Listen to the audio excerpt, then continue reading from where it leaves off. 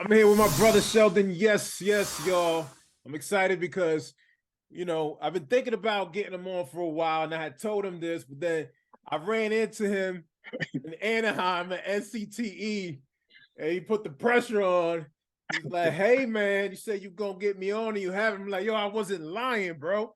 I told you I was gonna do this. It's just, the way my bank account's set up." Now, Well, checking in my savings, huh? Now, my people, this is a treat. This is a pleasure to be able to connect with Dr.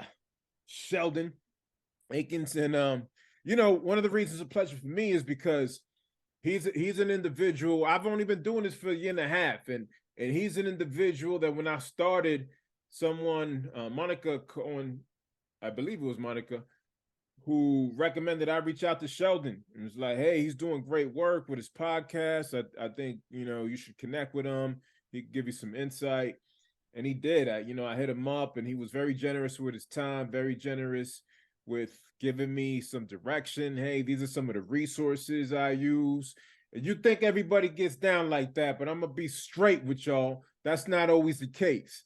Not everybody's willing to share the resources that they're using, the insights. Sometimes folks view each other as competitors, and it's unfortunate. It shouldn't be like that. We should view each other as collaborators, as fellow disruptors, Yes. right?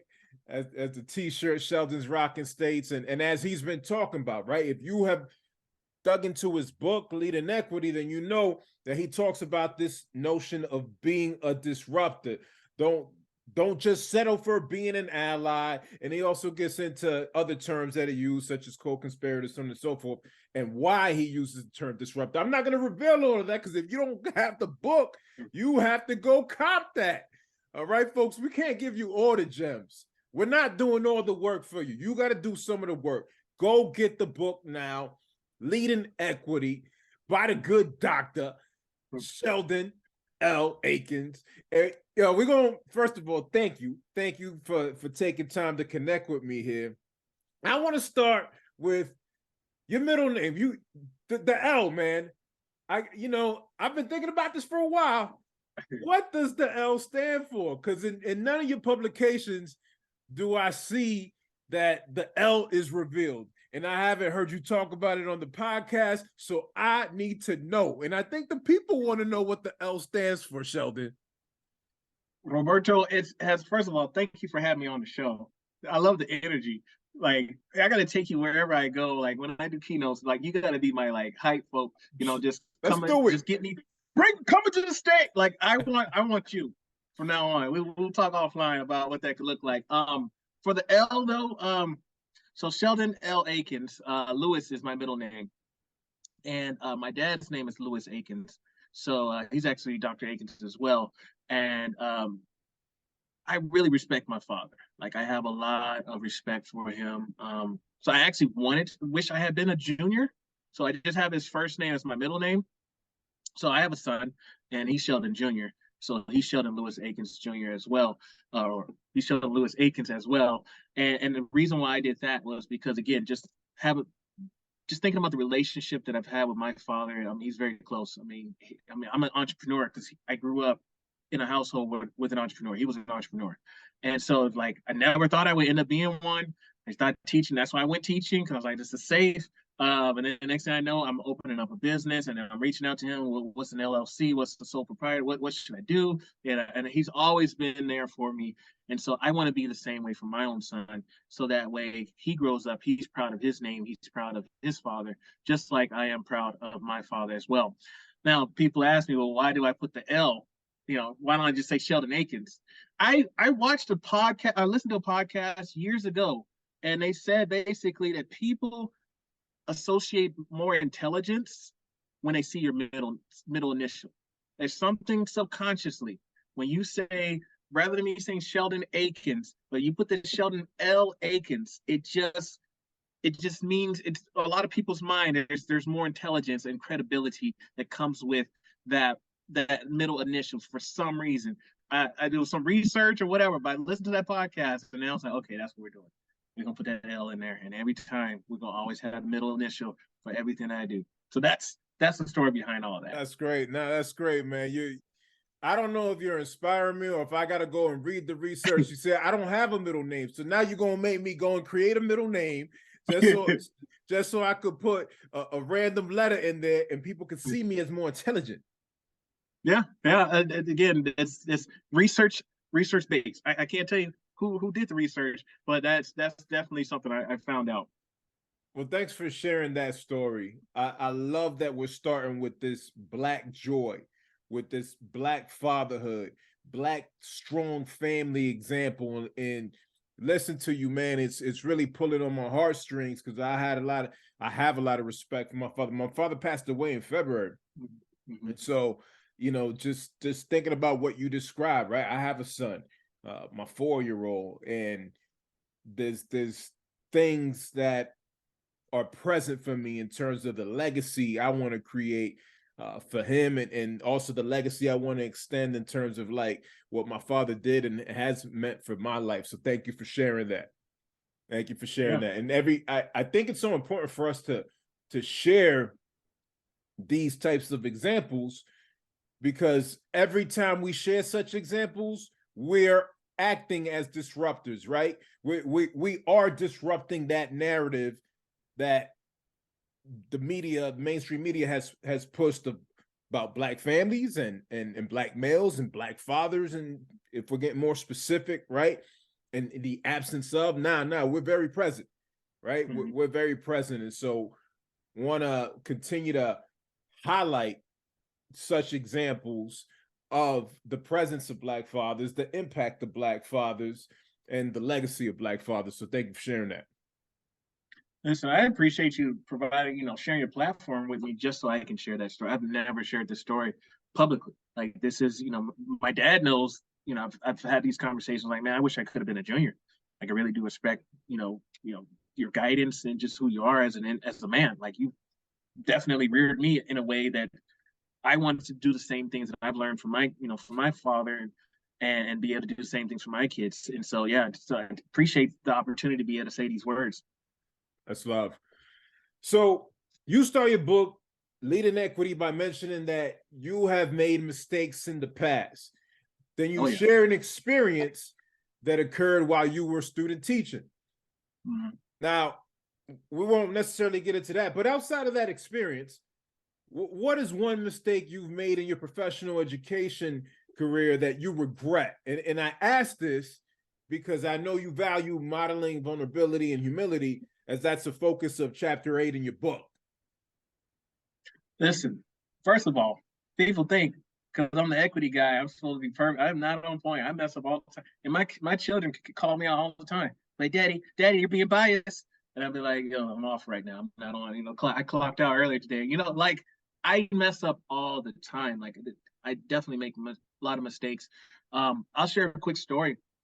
Speaking of bias, I guess, I used to be a school principal, and as a school principal, I used to like helping out in the lunch line, and so one day I was serving beans. It was Mexican food day, and so had a Mexican kid come into the line. I looked at him and I said, dead in his eyes, I said, "Are you ready for these beans?"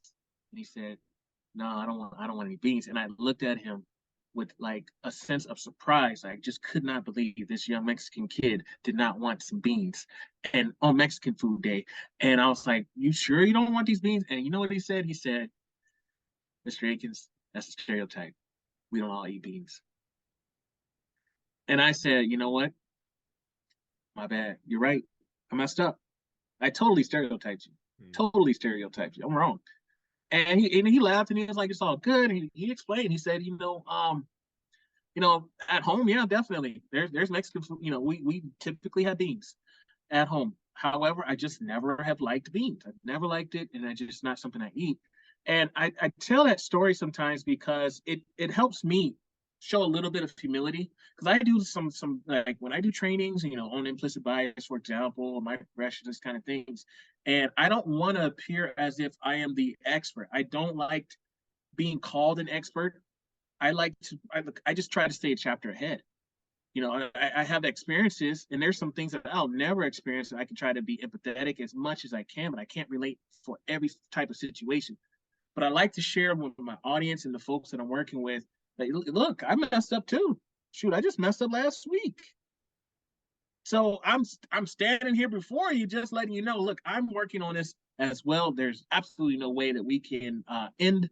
We can't end bias, or for example, like we're human beings. We're going to have our own biases, and that's to me is a message that I think is very important. So I do think it's really important that you start off with your own vulnerability, so to help lighten the a lot of that work, anti-racist work, anti-bias work, it can be intense.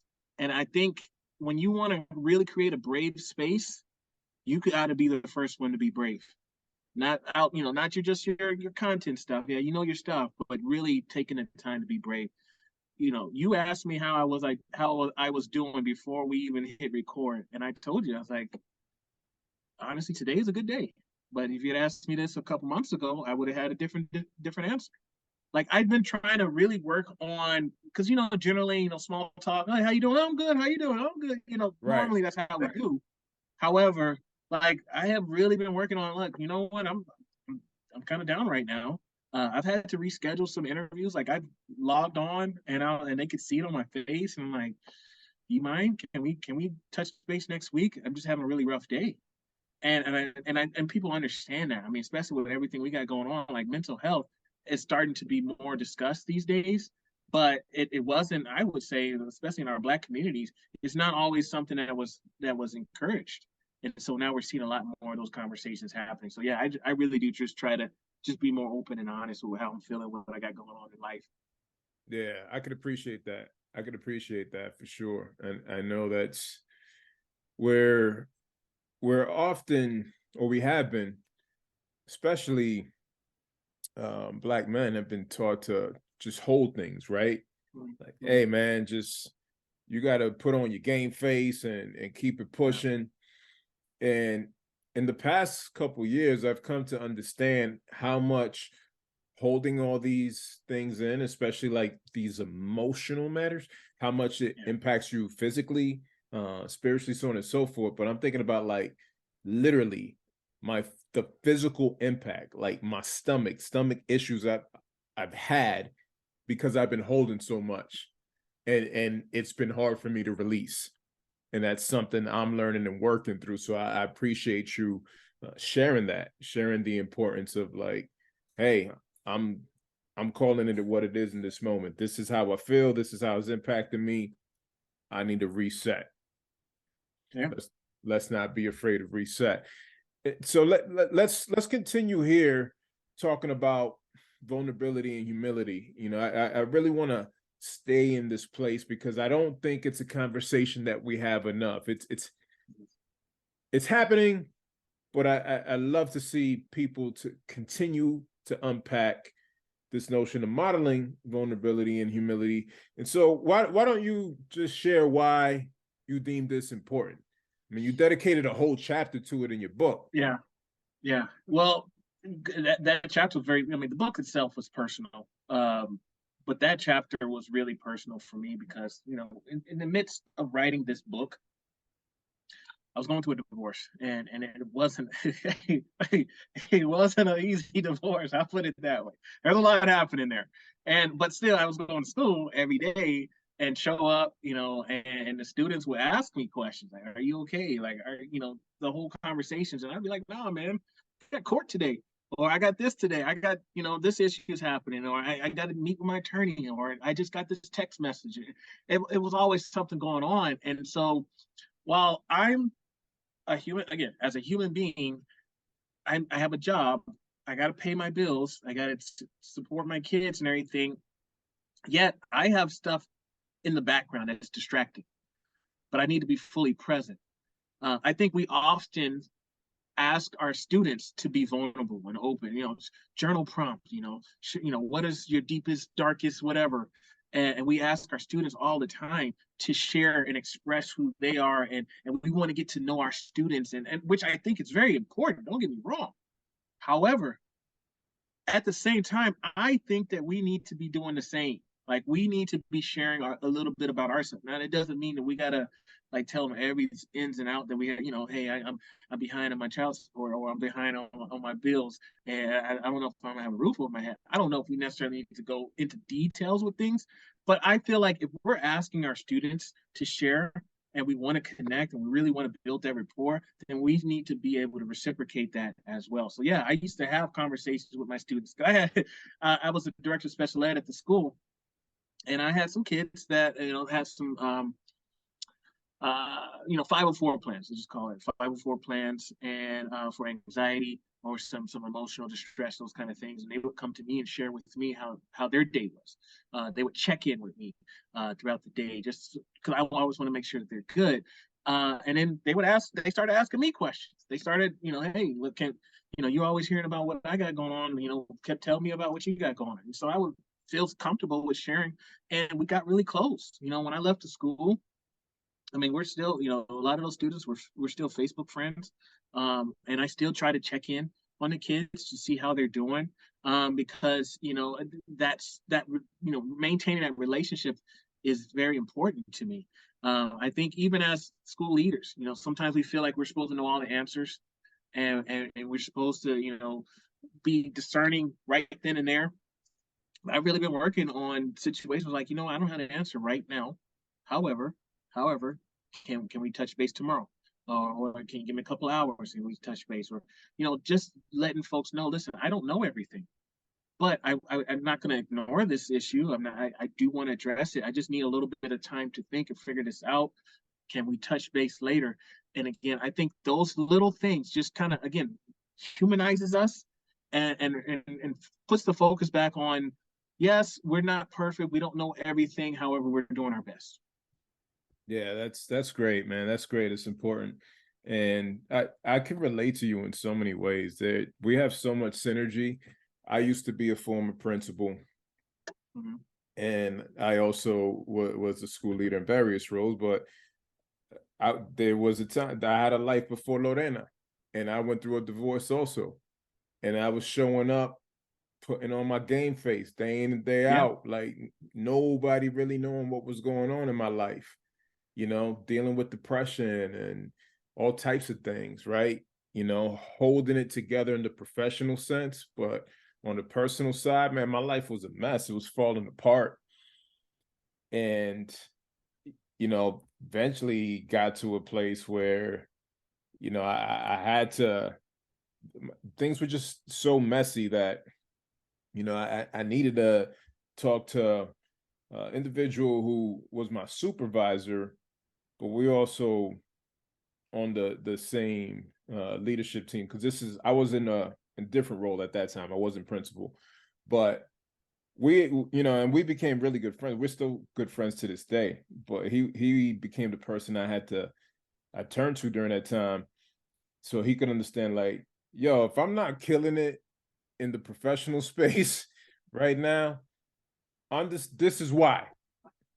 I want you to understand some of the things that I got going on that I've been holding, right? That now it's impacting me so deeply I can't even hold it anymore. So thank you for sharing that, and just hearing you share it, be like, I don't really talk about this like that, to be honest with you. This is probably the first time I've ever, talked about, my own divorce on this platform. I really don't talk about it unless people, like, it somehow ask me, brings it up. I kind of leave the past in the past. But, I do think there's something creating these moments in which you're okay with, being vulnerable and modeling that. So thank you for, inspiring that in me. Well, that was that I was doing that, like, right. I was going through a divorce, trying to work, trying to figure and writing a book at the same time. So like all of that stuff's happening all at once. So and my publisher was on me about some deadlines. So I got to make sure I get the manuscript in on time. So that chapter's, I have a lot of, that one is one of my favorite chapters in the book, just because it again, it's really personal. That chapter is really personal for me. Yeah, man, I wasn't ready. I heard you get into it. I was like, oh, wait, like, Yeah. whoa, he's really unpacking some stuff here. There was a lot happening that year. There was a lot happening. So yeah, one person who was, I had a number of people who were there for me, who supported me in many different ways in the work that I was doing. And I'm curious, who are the people in your life, right? I'm going to go ahead and flip a question that you asked in your book. Who are the people in your life that serve as accountability partners in your pursuit of leading equity and becoming an advocate for all students? And what's filling your cup in this season? You know, my dad is definitely my number one person. I mean, it don't matter what time of day. I mean, he's 2 hours ahead of me. He's on East Coast time. I'm on Mountain time. Sometimes I'm hitting him up at 2 his time, midnight mine, and he's answering. He's definitely the number one person. And then besides that, I'm typically, so people don't believe this when I tell them I'm a very introverted person. Like I'm very private. I'm very like I don't just be talking to folks. Like, I keep my stuff in. And so I had fallen out, not fallen out, just kind of lost touch. And I wouldn't say fallen out. We had no beef or nothing. It's just my best friend, childhood best friend. We hadn't touched base in a while. And he had reached out to me because he's an assistant principal. And so he was asking for some help on a PD that he had to give. And so he reached out, and we hadn't talked in a couple of years or so, but he knows what I do. And so he was like, "Hey man, can you give me some tips?" So I broke it down, gave him some pointers on how to do his next PD. And then he asked me, "Well, how much do I owe you?" And I'm like, "Bro, like you my childhood best friend. You my guy. Like this is on the house, if you will. Like, what are you doing? Like, what are you talking Right, about? right. Charge? Like, I'm not for the charge, dude. Whatever, man." And I was like, you know what I would like if you want to give me something. I was like, you know what, we've lost touch, man. I want my best friend back. Like I got, and then this was during a time when I was dealing with the divorce stuff. Separate. I think we were just separated at the time, and there was some. I can't talk about it. I'm not going to talk about it, but there was some stuff that went down, and so I was like, dude, I really would love to talk to you. I want to repair rebuild or reconnect. And so, yeah, he was like, yeah, he's down. And so he started checking in on me. And then I went down there to visit him in Dallas, and we just reconnected. And so, still, like, we still keep up and reach out to each other, check on each other, see how folks are doing. So him, my dad, and maybe just a couple other folks that I keep a really small, tight circle. And I might share some things, but if you want to like really know what I have going on, that's just a handful of people that I would share any of those kind of details with. Hmm. That's great. That's great, man. I'm glad to hear that y'all were able to reconnect. It's Mm-hmm. when you have, in this case, an individual that you've spent a lot of time with, that you know on a deeply personal level, and they know you, it's when there's that distancing, you could feel that void. You could feel that void, and so it's awesome when you hear stories of folks actually reconnecting, because it doesn't happen in every case for whatever reason, right? Life happens. So what's filling your cup in this season? Filling my cup. Um, I guess for me, so I love being on stage. I love keynoting. That's kind of like I think that's kind of like my favorite thing nowadays. But I guess the reason why I'm just kind of like discovering this is because of COVID. Like, everything was virtual, and I was just literally talking into the camera all the time. And so now I've been able to be on stage and feel the energy and see people's faces, because sometimes with Zoom, all you see is names. And so like I'm getting an opportunity. So like right now, that is probably some of the most exciting things that I've been able to do is like you and I met a few weeks ago, as a result of being at the same conference together. So just being able to be on stage is and things opening back up as far as these conferences is really, I guess, filling my cup for this year. Right. Now, if you had an opportunity to have lunch with any author dead or alive, who would it be and why? Author? Yes. The author? Okay, well, my favorite author right now is Michael Eric Dyson. So Oh yeah. he's alive. And so any I love this man, the brother just I mean, just every time I read his books, I just like, dude, this man has spent so much game. Um, I would love to meet him and just, I mean, he just is so articulate with his like delivery. You know, he's one of the people that kind of model my some of my speeches off of, just kind of his the way he delivers. So he would definitely be someone that I would love to meet in person if I ever get a chance. Oh man, yeah, I met him years ago. If I remember correctly, this was the Association of Independent Schools of New England conference, and he was the keynote. Signed the book for me. I didn't have an opportunity to have lunch with him, but I got to chop it up real quick and get my book Nice. signed. Michael Eric Dyson is phenomenal. Oh man, amazing, Yeah.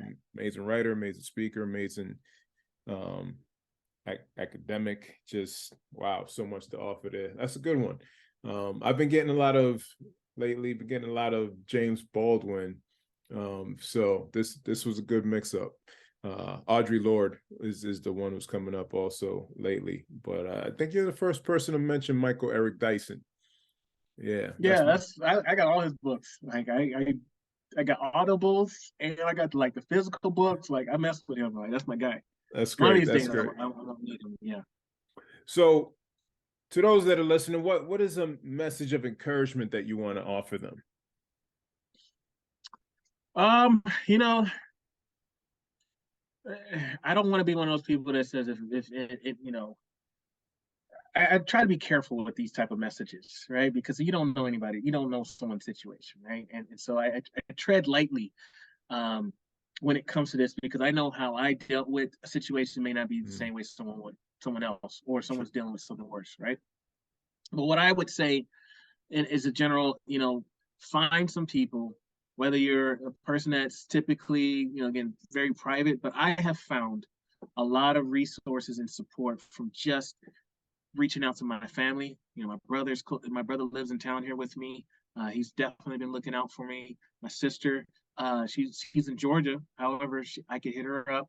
So just surround yourself if you can by folks that are really going to stay positive, keep you positive, and lift you up.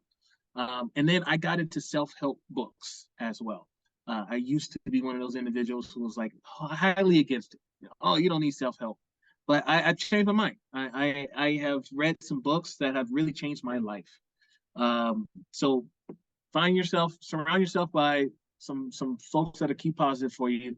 Uh, get into some self-help books, and I would also encourage folks to seek counseling if that's an option for you. That has helped me as well. I've gone through some counseling and was very helpful. Again, during some very low times. At the end of the day, we want to try to be proactive as opposed to reactive. You know, we want to be doing different things throughout the day and maintaining our mental health. We don't want to wait till the time when we're in our low points and now we're trying to reach out and trying to get these resources and find these books and all that stuff. But if you practice these things daily, whether you're in a low or high state, I think that would be helpful. thank you, Sheldon, and thank you for unpacking with us a bit this notion of modeling vulnerability and humility. Where can folks follow you? Well, you can find me on social as Sheldon Eakins, Eakins.